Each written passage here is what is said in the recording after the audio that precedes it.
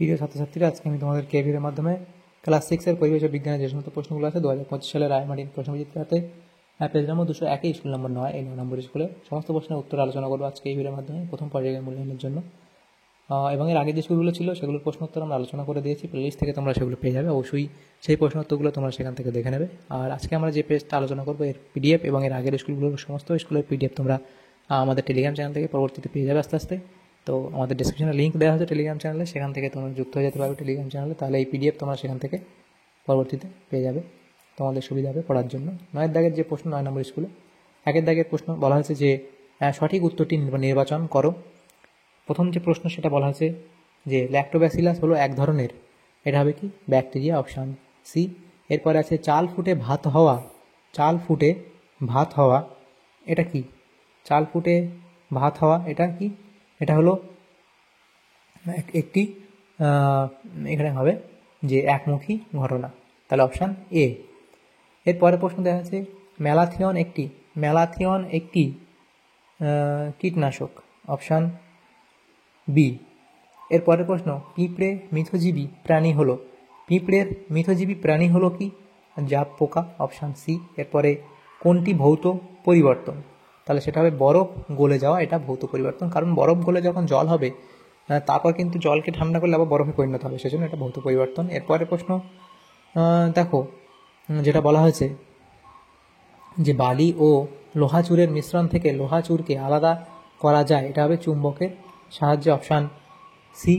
এরপরে প্রশ্ন বাতাস হলো কি? এটা একটা বাতাস হলো কি? মিশ্র পদার্থ, বাতাস হলো কি? মিশ্র পদার্থ। তরল ধাতু হলো কি? তরল ধাতু হলো পারদ, অপশান বি। এরপরে মানুষের দৃষ্টিশক্তি ভালো রাখতে সাহায্য করে, মানুষের দৃষ্টিশক্তি ভালো রাখতে সাহায্য করে, এটা হবে কি? Vitamin A. এবং পরের প্রশ্ন ছিল 10 দাগের যে সোডিয়ামের চিহ্ন হলো, সোডিয়ামের চিহ্ন কি? Na, অর্থাৎ অপশান বি। তাহলে এগুলো হলো এমসিকিউ টাইপ প্রশ্ন। এর পরের যে প্রশ্ন ছিল 2 দাগে শূন্যস্থান পূরণ করো। 2 দাগের 1 প্রশ্ন বলা হচ্ছে এরিথ্রোমাইসিন নামক ওষুধ তৈরি হয় ড্যাশ থেকে, এরিথ্রোমাইসিন নামক ওষুধ তৈরি হয় ড্যাশ থেকে। তাহলে কি লিখবে? স্টেপটোমাইসিন নামক ব্যাকটেরিয়া থেকে। তাহলে এখানে তোমাদের লিখে দিই স্টেপটোমাইসিন নামক ব্যাকটেরিয়া থেকে, স্টেপটোমাইসিন নামক ব্যাকটেরিয়া থেকে।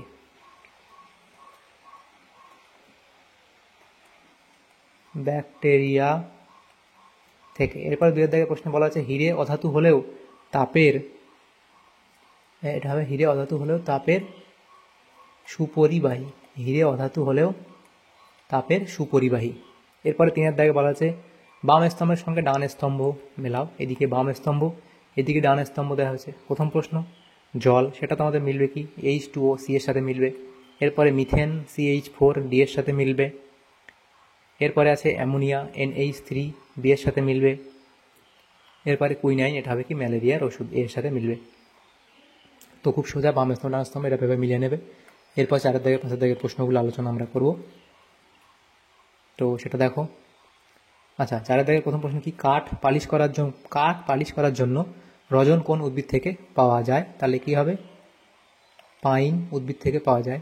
এরপরে 2 দাগে বলা হচ্ছে সত্য বা মিথ্যা লেখো, ভূমিকম্প হলো একটি অবিপ্রেত ঘটনা, তাহলে এটা কি? মিথ্যা, এটা হবে অনভিপ্রেত ঘটনা। এরপরে 3 দাগে বলা আছে বেমানান শব্দটি খুঁজে বের করো, এটা হবে মধু, উল, কাগজ এবং রেশম।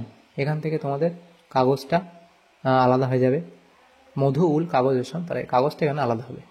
এরপরে 5 দাগের যে প্রশ্নগুলো আছে সেগুলো আলোচনা করবো পরে পেয়েছি। সেখানে দেখো প্রথম প্রশ্ন আছে ধান খেতে অ্যাজোলাপানা চাষ করা হয় কেন? তাহলে এটা তোমরা লিখবে এই অবধি।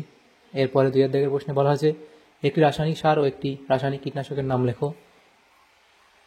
একটি রাসায়নিক সার হলো কি? ইউরিয়া, এবং একটি রাসায়নিক কীটনাশক হলো ম্যালাথিয়ন। 3 নম্বর দাগের যে প্রশ্ন সেখানে দেখো কি বলা আছে যে রাসায়নিক পরিবর্তন কাকে বলে? উদাহরণ দাও। রাসায়নিক পরিবর্তন তোমরা লিখবে কাকে বলে, এটা লিখে দেবে, উদাহরণ তোমরা দিয়ে দেবে। এরপরের যে প্রশ্নগুলো ছিল দেখো 4, 5, 6 এগুলো আলোচনা করবো নেক্সট পেজে। তো 4 দাগের প্রশ্ন বলা আছে দেখো মৃতজীবিত কাকে বলে, এই অবধি লিখবে। এরপরে সাগর কুসুম ও ক্লাউন মাসের মৃতজীবিত সম্পর্কে লেখো, সেটা তোমরা এখান থেকে এই অবধি লিখে দেবে এই প্রশ্নের উত্তর। এরপরে 5 দাগের প্রশ্নে বলা আছে ধাতু অধাতুর 3টি পার্থক্য লেখো, এটা ধাতু মেটাল এবং অধাতু নন মেটাল।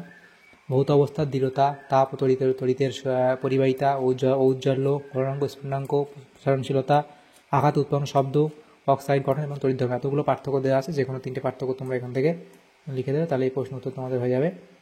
এরপরে যে প্রশ্ন আছে দেখো, অথবা দিয়ে প্রশ্ন ছিল যে সংকেত থেকে কী কী জানা যায়। তো এই 4টে পয়েন্ট এখানে লেখা আছে, সংকেত থেকে এগুলো জানা যায়, লিখে দেবে। 6 দাগের প্রশ্নে বলা আছে লোহা ও জল দুটি বিশুদ্ধ পদার্থ হলেও তারা কি একই রকম পদার্থ, যুক্তি দাও, সেটাই অবধি লিখবে। অথবা দিয়ে প্রশ্ন ছিল অক্সিজেন গ্যাসের দুটি ধর্ম লেখো। তো এখানে দেখো অক্সিজেন গ্যাসের 5টা ধর্ম লেখা দেওয়া হয়েছে, যে কোনো দুটো ধর্ম লিখে দেবে। তাহলে আমাদের এখানে এই সমস্ত প্রশ্নগুলি ছিল ক্লাস 6-এর পরিবেশ ও বিজ্ঞানের প্রথম পর্যায়ক্রমিক মূল্যায়নের জন্য। এটা আমাদের কত নম্বর স্কুল ছিল? 9 নম্বর স্কুলে। তোমাদের যদি সামান্যতম উপকার এসে থাকে ভিডিওটা, অবশ্যই একটা লাইক করবে এবং বেশি বেশি করে বন্ধুদের সাথে শেয়ার করবে। আর পরবর্তী যে স্কুলগুলো আছে সেগুলোর প্রশ্ন উত্তর পাওয়ার জন্য অবশ্যই আমাদের চ্যানেলটাকে সাবস্ক্রাইব করে রাখবে। Thank you, thanks for watching.